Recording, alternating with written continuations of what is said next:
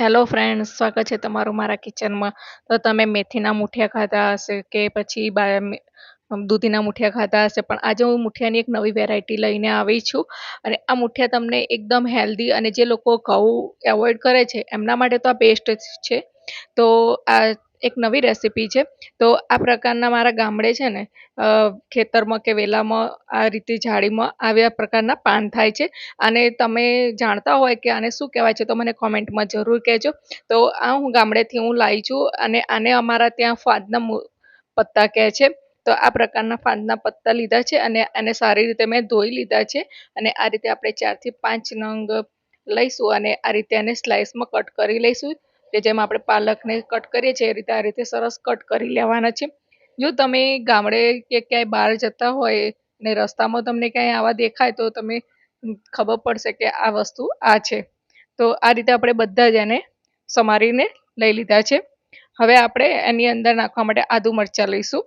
તો 3 નંગ મરચાં અને 7 થી 8 કળી લસણ લીધું છે. અહીંયા થોડું લસણ આગળ પડતું લઈશું, અને સારી રીતે એને આપણે પેસ્ટ બનાવી લેવાની છે. તો આ રીતે આપણે 1 ચમચી જેટલી પેસ્ટ બનાવીને રાખીશું. હવે અહીંયા આપણે મુઠિયા બનાવવા માટે લોટ લઈશું. તો અહીંયા હું 2 કપ જેટલો બાજરીનો લોટ લઉં છું. હા, અને મોટી 2 ચમચી બેસન લઈશું. તમે ચણાનો લોટ પણ લઈ શકો છો. અને હવે અહીંયા આપણે 1/4 કપ જેટલો ભાખરીનો કરકરો લોટ આવે છે એ લીધો છે. તમે આમાં પ્લસ માઇનસ કરી શકો છો લોટમાં.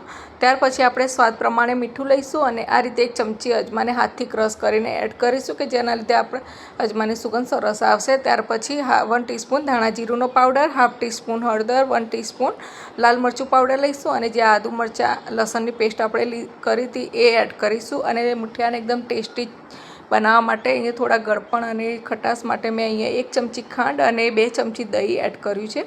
હવે આપણે જે ફાંદને સમારીને રાખી હતી એ અંદર એડ કરી દઈશું, અને 2 ચમચી જેટલું આપણે તેલ એડ કરીશું. હવે આ બધી જ વસ્તુને આપણે સારી રીતે મિક્સ કરી લેવાની છે. તો ફ્રેન્ડ્સ, તમે આ પ્રકારના મુઠિયા ખાધા છે કે નહીં એ જરૂરથી મને જણાવજો. તો હવે અહીંયા થોડું થોડું પાણી રેડીને આપણે રોટલી જેવો નરમ લોટ બાંધવાનો છે. તો અહીંયા તમે થોડું હાથથી પ્રેસ કરશો ને તો પાનમાં સરસ એકદમ લોટ મિક્સ થઈ જશે, અને એકદમ સરસ લોટ પણ બંધાઈ જશે. તો આ રીતે આપણે લોટ બાંધી લઈશું. હવે એને આપણે 5 મિનિટ રેસ્ટ આપીશું.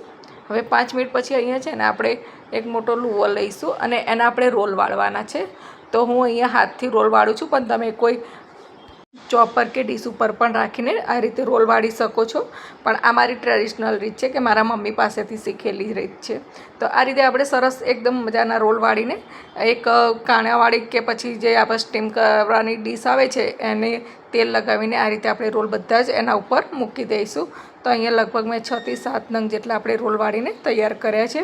હવે અહીંયા આપણે સ્ટીમરમાં પાણી ગરમ કરવા મૂક્યું છે, અને નીચે કાંઠલો મૂક્યો છે, અને આ રીતે આપણે જે રોલ મુઠિયાવાળી ડીશ છે એ મૂકીશું, અને ઢાંકીને એને સ્લો ગેસ ઉપર 15 થી 20 મિનિટ માટે થવા દઈશું. તો અહીંયા 15 થી 20 મિનિટ થઈ ગયા પછી આપણે ચપ્પાથી ચેક કરી લઈશું. તો ચપ્પુ એકદમ સાફ નીકળે છે. તો એને બહાર કાઢીને ઠંડા કરીશું, અને થોડાક ઠંડા થાય એટલે પછી એને આપણે આ રીતે રોલ કટ કરી લઈશું. તો આ રીતે આપણે ગોળ કટ કરી લેવાના છે અડધા ઇંચમાં. હવે એનો આપણે વઘાર કરીશું. તો એકદમ સરસ રીતે વઘાર કરવા માટે આપણે એક પેનની અંદર 2 થી 3 ચમચી તેલ લીધું છે. આમાં મુઠિયામાં થોડું તેલ ઓછું જોઈએ છે.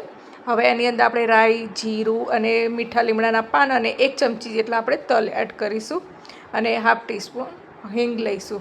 હવે જે આપણે મુઠિયા છે એ એની અંદર આપણે એડ કરી દઈશું, અને બધું સારી રીતે મિક્સ કરી લેવાનું છે. તો આ રીતે આપણે બધું સરસ સારી રીતે મિક્સ કરી લઈશું, અને એને એકદમ સરસ ટેસ્ટી બનાવવા માટે અહીંયા આપણે 1/2 લીંબુનો રસ એડ કરીશું. તો આ મુઠિયા એકદમ સરસ ખટ્ટા, મીઠા અને ટેસ્ટી બનીને તૈયાર થાય છે. જેમ તમે પાત્રા ખાતા હોય ને એવો ટેસ્ટ આવશે, અને એકદમ સરસ ટેસ્ટી લાગશે. અને આ સિઝનેબલ રેસીપી છે, કારણ કે ફાંદ છે ને એ ચોમાસામાં જ જોવા મળે છે. તો આ એકદમ સરસ યુનિક રેસીપી છે. તમે ટ્રાય કરજો, જરૂરથી મજા આવશે. અને બાળકોના લંચમાં કે સાંજના ડિનરમાં પણ તમે આને જરૂરથી ટ્રાય કરી શકાય. એટલી સરસ રેસીપી બનીને તૈયાર થાય છે. તો તમે મને કહેજો કે આ રેસીપી ટ્રાય કરી કે નહીં. તો ફરી મળીશું એક નવા વિડીયો સાથે. Bye, take care.